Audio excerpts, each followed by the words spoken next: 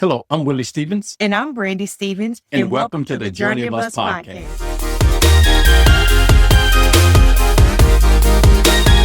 Welcome back to episode 2, where we discuss why doesn't he talk? Why don't y'all like to talk? Well, I will say I don't think that that's the truth. Men talk. They may not talk to you, but men talk. Okay, so let's unpack that. So you're saying men talk, it's just that they don't want to talk to the women? Possibly. Okay. And let me just be honest with you. Men talk to women. But your man may not be talking to you because he doesn't feel comfortable talking to you. He can have a lady friend that he feels more comfortable talking to than he does his partner, because let me say it this way. There are certain expectations when you're looking at relationships. Sometimes the woman expects the man to be something that he's not sure he is yet. With his friends, he can tell his friends who he really is. With his woman or his girlfriend, he has to show her the person that she expects him to be. Okay, so there's a lot there. Yeah. So first, what we need to find out is who you talking to. That's what the people want to know. Who you talking to? I'm talking to you. That's what I'm okay. All right. Okay. Just wanted to, get some clarity on that. But I will say, let's just say that, let me say it this way. Guys speak all the time, but I think the issue here is that a lot of times women do not hear him. He speaks in his language. Mm-hmm. Him saying, I heard that. That's him speaking. He may not be verbalizing things the way that the woman preferred that he verbalize those things. However, he is speaking and he has said volumes. My cousin and I, sometimes we have conversations and we're not even talking from a lay person's perspective. However, we know exactly what we're saying because our language is different. Okay, that's something else. You got to slow down. So why? Okay, so you're talking about he may not talk to you, the significant other. Mm-hmm. So why would he? So why is there supposed this expectation that he feels he has to live up to it so he can't be transparent and vulnerable? This is what I'm hearing you say. He can't be transparent and vulnerable with his significant other because she has him at this standard where he feels like he's not at, but I'll talk to this other woman because I can be real with her. And when I say talk to another woman, I'm not necessarily talking about talking to another woman romantically. Yeah. It's more so of he speaks and he doesn't necessarily make a determination that I'm going to go talk to another woman because I can't talk to my woman. It's not that. It's more so that he's talking to other people that understand his language.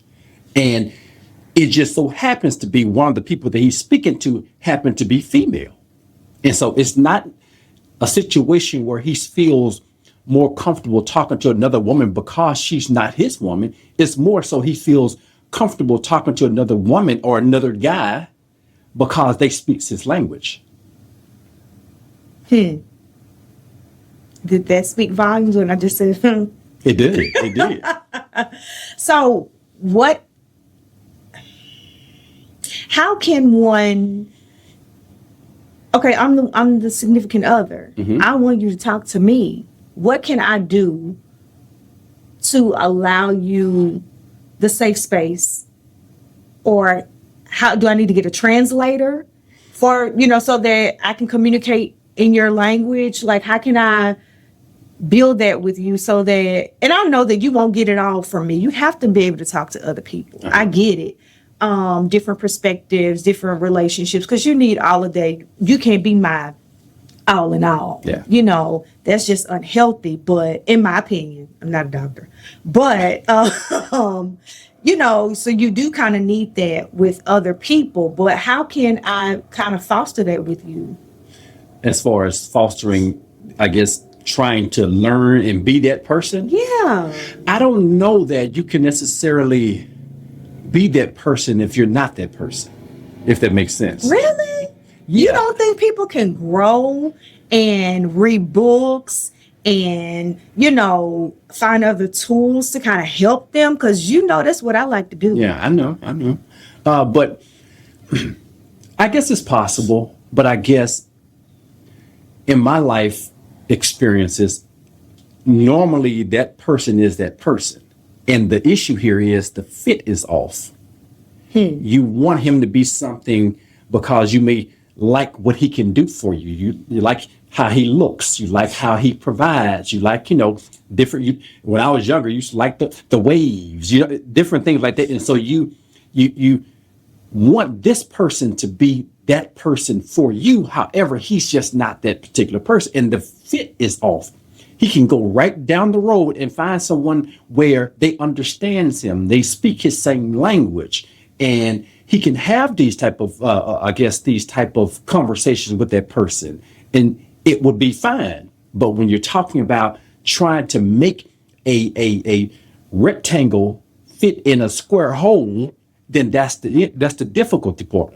The difficult part about that. Okay. So you just may not be the one for him, and he may not be the one for you. Because sometimes I know that some women want guys to talk, guys to be more loving and express compassion and all of that. And they just want this particular guy to be that because either this is the guy that likes them, or this is the guy that they like and they want them to be that particular person. However, it rarely works long term. Even if they get married, it rarely works because that is not the right person for you. And you're trying to turn him into something. Yeah, and that's a whole nother issue. Yeah. Well, you get into a relationship because of possibility or what you can see or potential. This episode is brought to you by the Stevens Injury Law Firm. If you've been injured in an accident, you don't have to handle it alone. The Stevens Injury Law Firm is here to protect your rights and help you get the compensation you deserve. If you've been injured, contact the Stevens Injury Law Firm today. I think I see it both ways where, things can be learned, but then I also understand too that at your core, certain things may not necessarily change, and you can't try to force somebody to be something that they're not. And so you have to kind of, I guess, be able to learn and understand which is which, because you end up wasting your time. Well, you may not waste your time because I think that no time is wasted as long as you learn something. I can see that, but from the perspective of being with one person after the other, I understand that there are some situations you just need to get out of, because I know in a previous episode we talked about how guys are sometimes short and they just say exactly what they feel. They blunt. I was like that, especially in college. I guess distinctly remember me trying to date a young lady.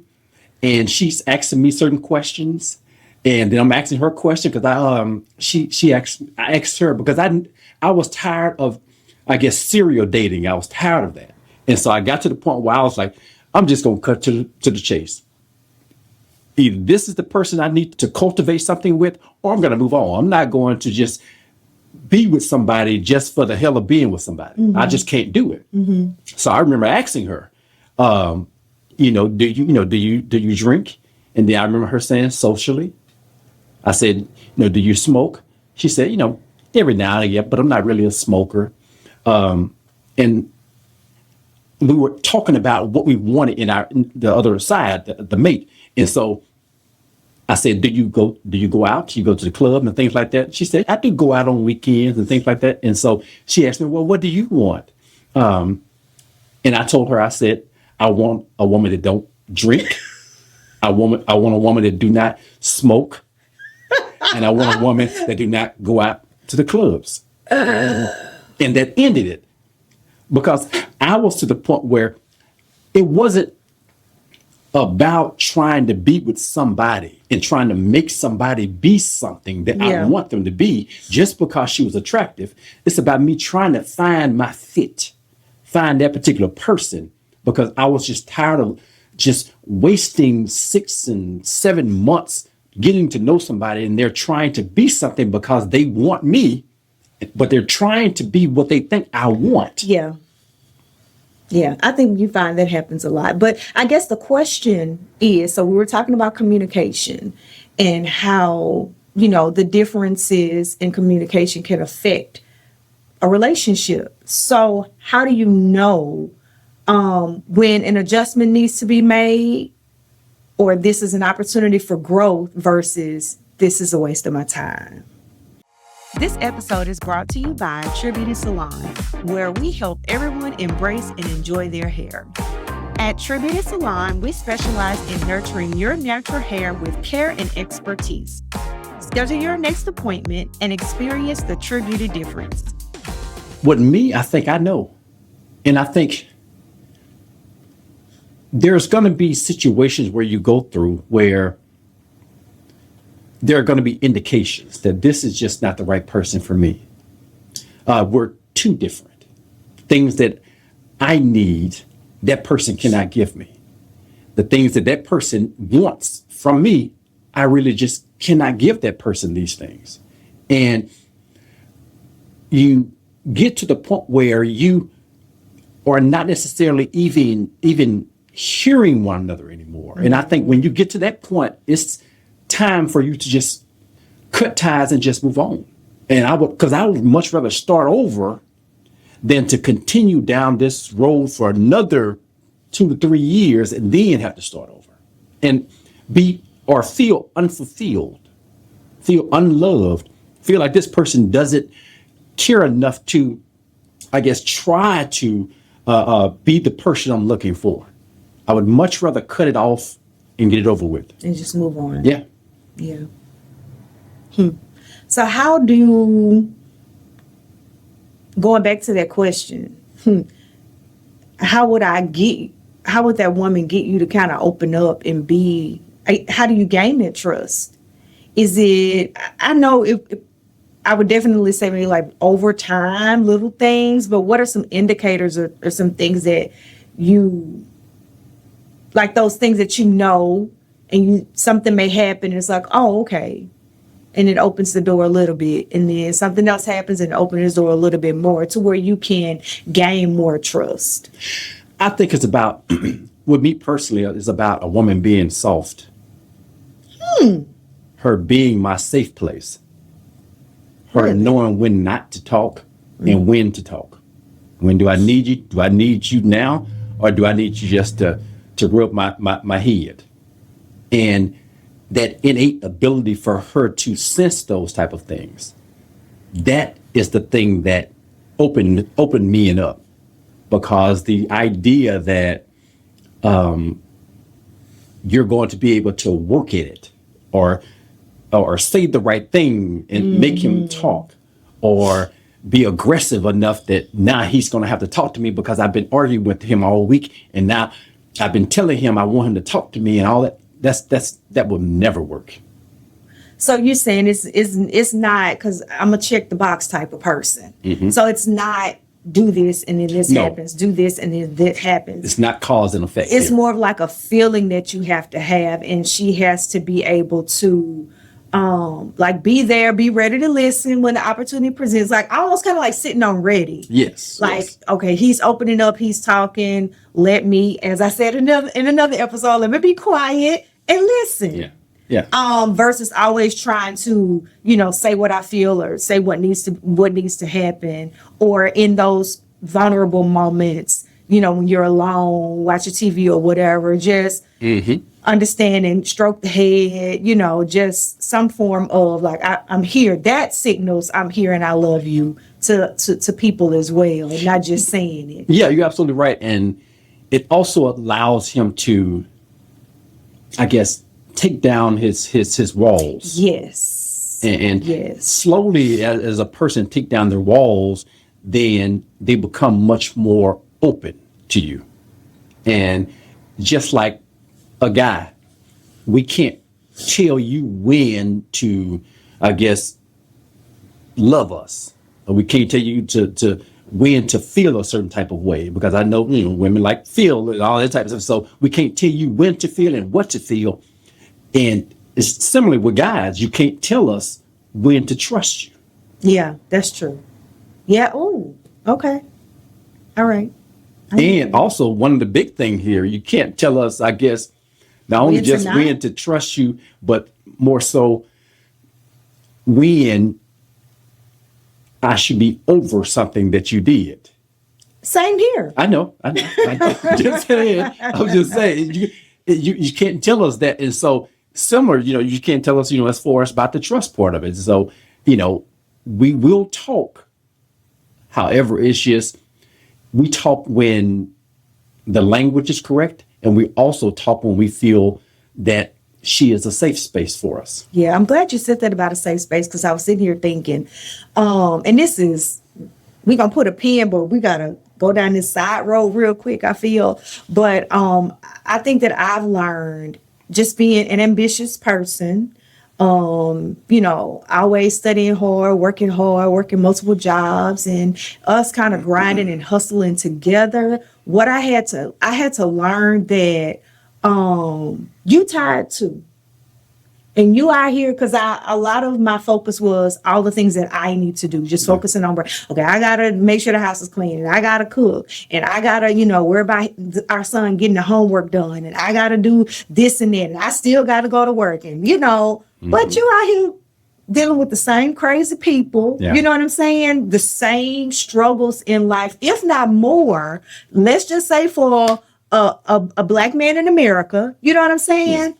So you're dealing with that and then some. We both have our individual struggles, but I just had to kind of look and say, have some compassion and say, well, no, I need to, when he come home, he shouldn't have to fight at home too.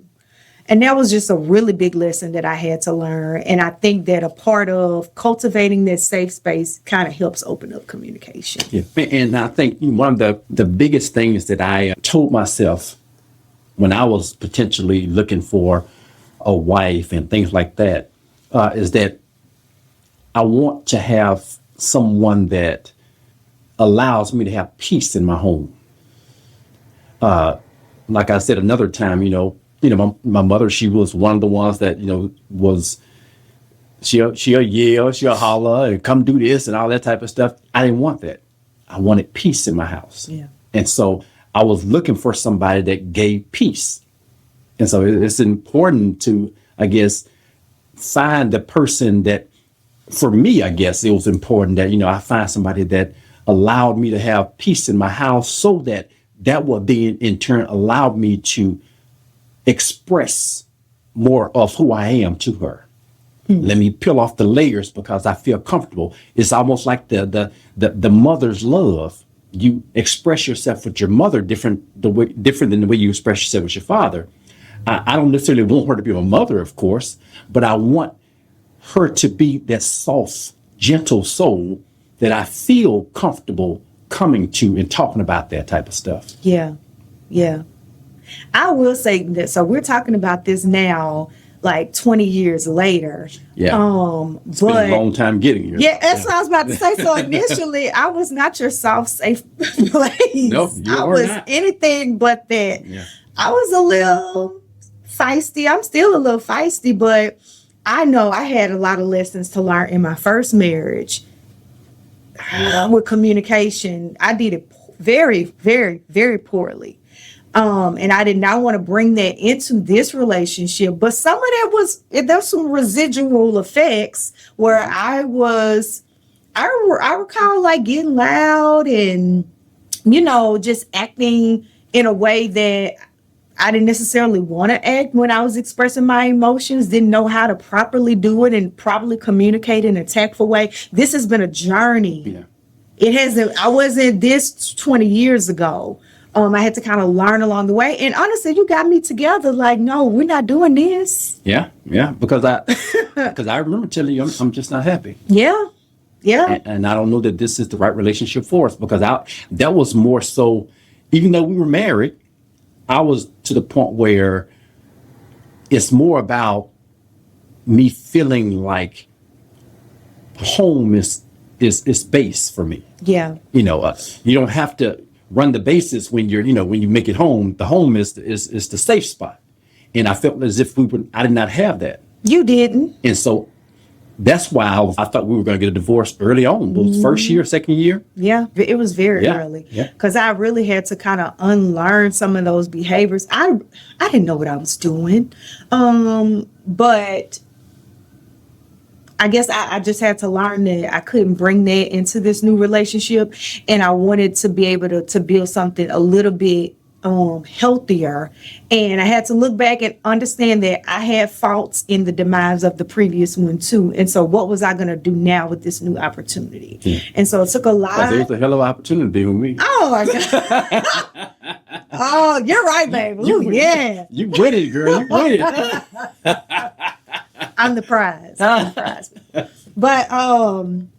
But yeah, initially it was not the case. And I'm still working to create and cultivate that. I don't believe it's perfect.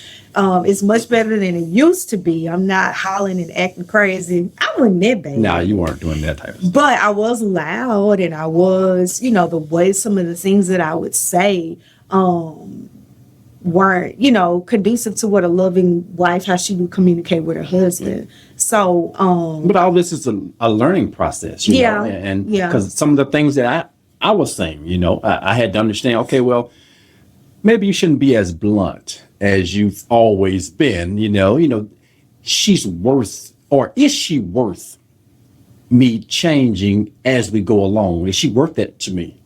And so I had to make those changes also, just like you did. And so, because I understood that this is something that I wanted.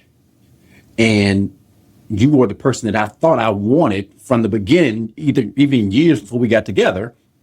And so, is it worth me giving this potential person up or losing this because I don't want to be flexible? I don't want to change. I don't want to grow. I want to always do it the way I've seen it being done. Mm-hmm. And I just determined that I'm willing to be uncomfortable if you're going to be there with me. Oh, that's nice. I feel the same way. Yeah. Thanks for watching as we delved into communication. Join us next time as we talk about things you should not say for a healthy relationship. Be sure to like and subscribe so we see you next time on The Journey of Us.